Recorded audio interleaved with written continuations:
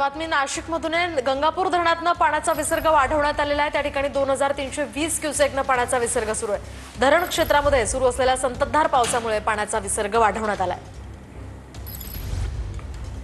अधिकची माहिती जाणून घेऊयात आमचे प्रतिनिधी चंदन पुजाधिकारी यांच्याकडून। चंदन, काय सांगाल? सध्या नाशिकमध्ये संततधार पाऊस सुरू आहे आणि धरणाचा विसर्ग आता वाढवण्यात आल्याची माहिती आहे।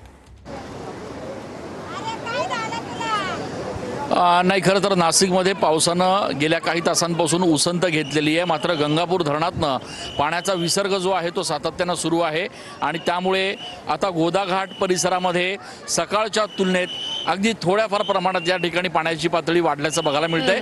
आपण सकाळी दृश्यांमध्ये बघितलं होतं की दुतोंड्या मारुती जो आहे, या दुतोंड्या मारुतीच्या अगदी तळपायापर्यंत पाणी होतं। आता मात्र ही पातळी थोडी वाढलेली आहे आणि दुतोंड्या मारुतीची ही मूर्ती आहे त्याच्या गुडघ्यापर्यंत या ठिकाणी पाणी आल्याचं आपल्याला बघायला मिळतं। याचा अर्थ पाण्याची पातळी निश्चितपणे थोड्याफार प्रमाणात वाढते आहे। संध्याकाळपर्यंत कदाचित पाण्याचा विसर्ग जर गंगापूर धरणातनं वाढवण्यात आला तर पाण्याची पातळी अजून वाढू शकते आणि त्यामुळे आपण या ठिकाणी बघतोय की सुरक्षा रक्षक तैनात केले गेलेले आहेत। संपूर्ण गोदाघाट परिसरामध्ये जवळपास 12 सुरक्षा रक्षक या ठिकाणी तैनात करण्यात आलेले आहेत, जे येणाऱ्या पर्यटकांना या ठिकाणी सूचना देत आहेत कुठल्याही प्रकारे बेशिस्तपणे वाहनं गोदाघाट परिसरात लावू नयेत अशा पद्धतीच्या सूचना दिल्या जात आहेत आणि त्यामुळे आज दुपारनंतर कदाचित गोदाघाट परिसरात नक्कीच